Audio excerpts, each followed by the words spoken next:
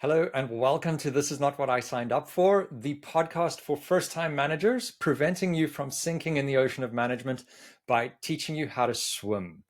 Today, I am very excited to have Michael Kerr with me.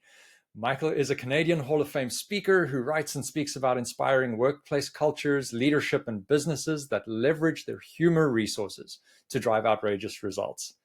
Now, I've known Michael for a good 7 or so years now, and the outrageous is definitely there, but I find him an exceptional thought leader in the space, and he has to be one of the funniest and funnest people I know, and he brings that into so many things. I had the opportunity to work with him across the oceans when we were both serving as presidents of our respective speakers associations that we're part of.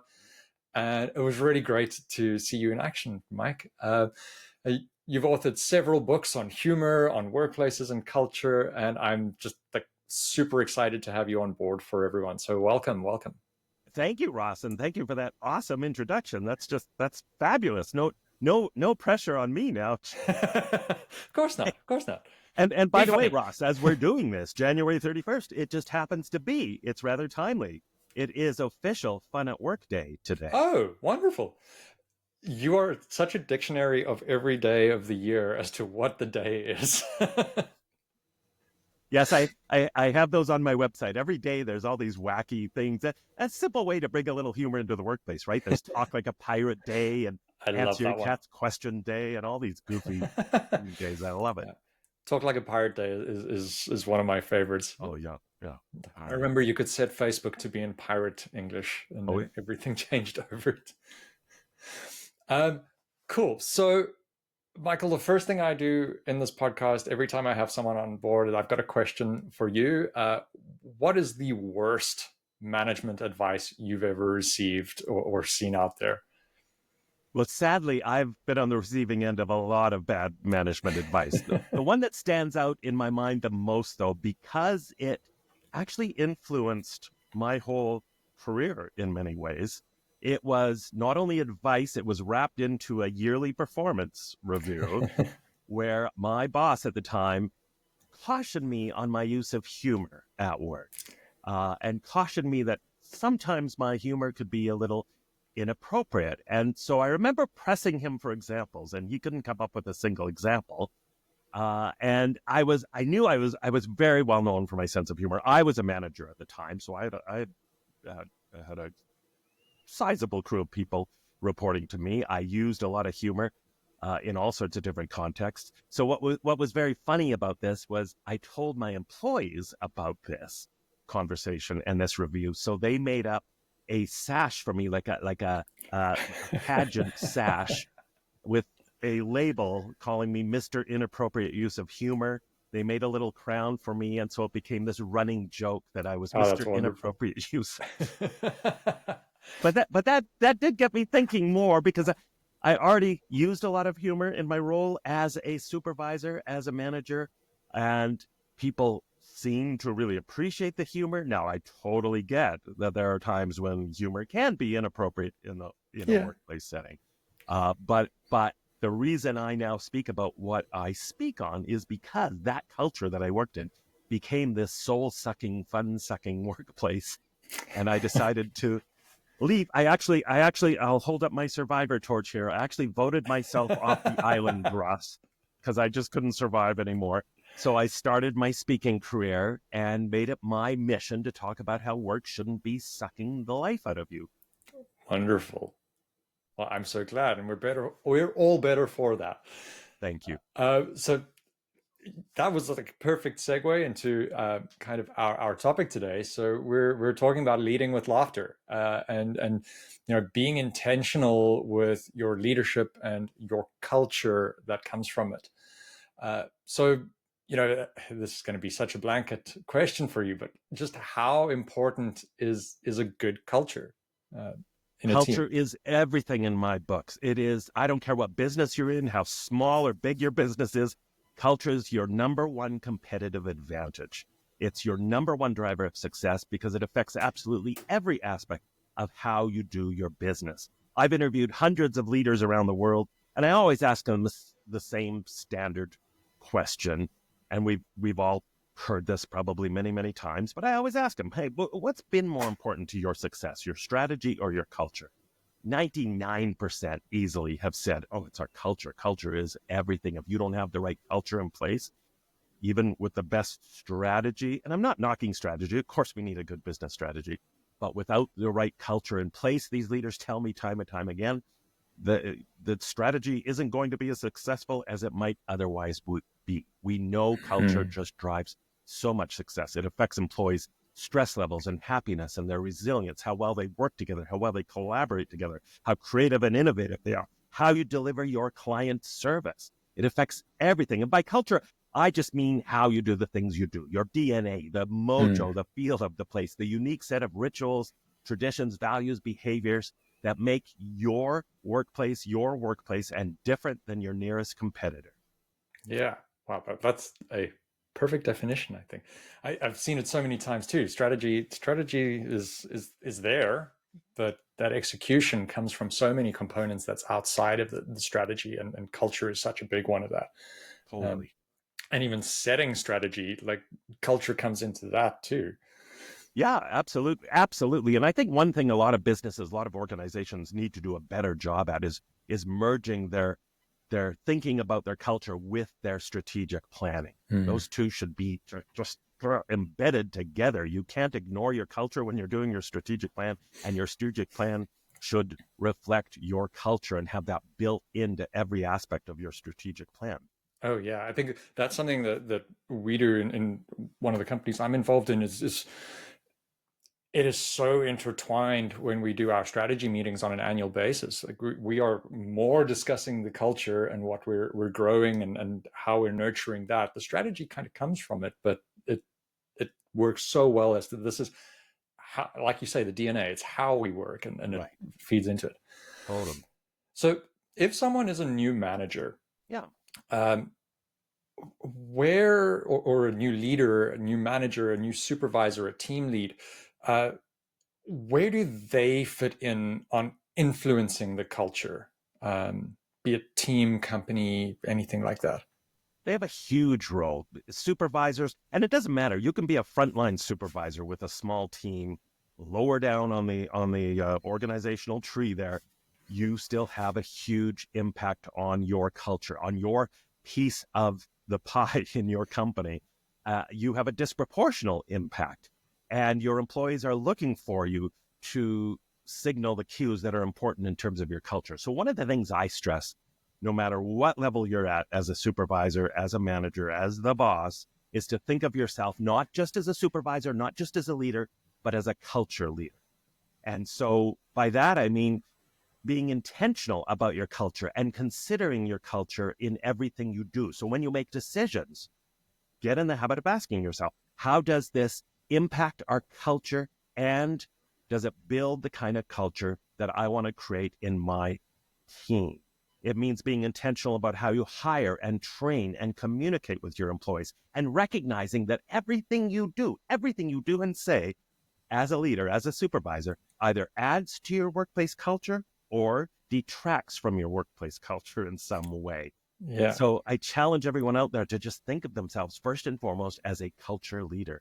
Yeah, I like to relate that, and it's something I was writing about recently. Shameless plug in my book that's coming out soon. Um, that I kind of liken it to music cultures as well in an organization. So an organization might be rock and roll, but your teams have subcultures within that as well. So you might have a team that's into more of their rockabilly Right. kind of thing, but it all fits into rock and roll and it all goes in the same direction. But like that team subculture is a thing too. And how you work Absolutely. together. And I've gone into organizations as a speaker or as a trainer, and it's astounding to me sometimes when I speak to one department and they have this incredible culture, and then I speak to the next department, same company, but their culture, not so much. And I'm always thinking, wow, you work for the same company? So that's a reminder that, yeah, there are these little micro cultures. And so remember, you do still have a huge amount of influence. And I love your music analogy, Ross, because I often talk about a leader as an orchestra conductor, right? Ah, As the boss, as the supervisor, you set the tone, you set the music in mm, your team. And so what's nice about that, or what's positive about that, is if you are out there and you're working in an organization that is maybe struggling with their culture, you're a little frustrated with the bigger culture, remind yourself you have a lot more power than perhaps you appreciate you do, and you can build the culture that you want within your team. You mm, you you you are you are in some ways, in some instances, you are sometimes as well the shield between some of the negative stuff that might be going on in the bigger oh yeah. organization. It's still up to you, though, to create a positive, collaborative, innovative, fun culture with your team, and you have the power to do that. Saying that you're the shield is such a good thing. I think there can be a whole podcast episode on that as Right. well. And the amount of times when I was still in corporate where like you kind of are that shield from clients, sometimes other managers and things like that. There's a lot you have to do and a lot of responsibility falls on you. Absolutely. When Um, back to my story of that bad management advice, I viewed my job very much as that, because it hmm, was becoming a soul-sucking, fun-sucking culture. And I wanted to protect my employees from some of the negative stuff that was happening in the larger organization and make sure that we were doubling down on our culture. yeah, yeah. And I want to get into that sort of flip side of the coin as well. So you've got these cultures, you're a champion in your team, but now I think a lot of times, and I saw it in my early career as well. I worked for companies that had a lot of pomp and circumstance around culture and this is what we are and who we are and big grand gestures and things like that. Um, and as a new manager, when I was first getting into it was kind of drilled into me that this is set at the company level. Don't touch it. Uh, don't get involved. Uh, but I think on the flip side of that, where you are involved, maybe that was my bad advice that I received. Uh, but what happens when you don't get actively engaged in your team's culture and you kind of ride on the coattails of the broader company? What are some of the things can happen there? Well, I think again, you have to remind yourself of your role, that you are on the front lines, essentially, as a frontline supervisor, as a lower level manager. You are where the action happens. You are, in most organizations, in my books, you're the most important part of the organization, because that's where stuff gets done. That's where things happen. So again, I would just go back to this idea that you need to be a champion of your culture. And if you don't, if you just ride on the coattails of the larger culture that maybe is not moving in the best possible direction, you run the risk of creating a culture that is just not working as effectively as it should be, of having demoralized employees, of having employees confused because they're not seeing that their team maybe, or the behaviors are congruent with the larger values of the organization. So it can have a lot of negative impacts Mm, if you just kind of host passively on the larger culture. I think you need to step up as a leader, I think. And as I keep using that phrase because I think it's an important one, champion your culture. So you need to understand what it means to you, and you need to be aware of how you're modeling your values that you want employees to mm, lead by. You want to translate those values that are important to your company and important to you personally as a leader. You want to translate those values into specific behaviors and actions that everybody can understand and see, and in most cases measure, and then model them relentlessly. The test that I mm, like to give leaders is this: could an employee, after working with you for a couple of months, tell you what is important to you as a leader? In other words, what are your values? What are your primary values, without you ever saying them out loud, because they observe them in you day in and day out in your behaviors? oh, I love that. Yeah, you're reminding me back just on some of the things you said there, and into my sucky workspace Yeah. that I was in at one point. It was pre me being in management. It was still very early in my career. Uh, it was one of those examples of this is something I'm never going to be. I'm going to take this as a note. And we were in the IT department, part of the head office team. And I remember one day someone had said something and it was pretty hysterical. And we were all having a good laugh. It was a great relief and bonding with the team. And the CEO burst in the door and we all got so badly reprimanded because work is where you come to be serious. Yes. Get back to work. You shouldn't be laughing. And I just thought that was crazy. And I will say that was working at that company was a sentence, and I served 209 days, and then I left. I actually counted I love the that. days. How sad is that, though, right? That we view some of these jobs as sentences. We can't wait to be paroled. Yeah, Yeah. absolutely. So, coming into all these, and you are that champion of your culture and all of that. Let's bring a bit more into the humor Yeah. side of things. How does humor fit into that leadership and culture? Humor is hugely important in my books. I think it's one of the most underappreciated, underutilized resources we have, especially as a leader, to create a more effective workplace, a more effective, productive team. And I view it as a chicken and egg relationship, or maybe, since we're talking humor, a rubber chicken and egg relationship. Humor helps build a stronger team, a stronger culture, but it also reflects a stronger culture and team. In other words, if you're doing all those things you should be doing as a leader, creating a kind of environment where people feel valued and appreciated and respected, and there's open and honest communication, and people feel psychologically safe, and all these positive things that we know go into building a great culture, then of course it's going to be that much easier for your employees to come into work with a better attitude and bring their sense of humor along for the ride. And there are so many studies, Ross, that show that leaders who embrace a healthy, positive sense of humor that laughs with people, not at people. So I'm not talking about sarcastic humor or offensive or cruel or bullying humor, but positive, supportive humor. Leaders who share humor tend to be trusted more because I think they come across more authentic, more real, more genuine. They tend to be respected more. They're more approachable. We know that humor can help us manage our stress, be more creative.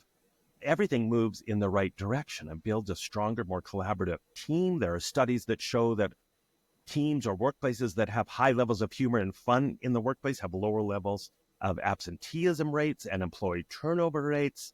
So it really is a secret weapon, I think, that we have at our disposal to help us do so much good as a leader. And just to be clear, I am not, when I'm talking about humor, talking about telling jokes or being the office clown or a stand-up comedian. I'm not even always talking about being funny. I'm talking about just being more human, more authentic, about being able, especially as a leader, to laugh at yourself more. That is so important as a leader. Is it not a truism, after all, that the more seriously a person takes themselves, the less seriously we all start taking the person?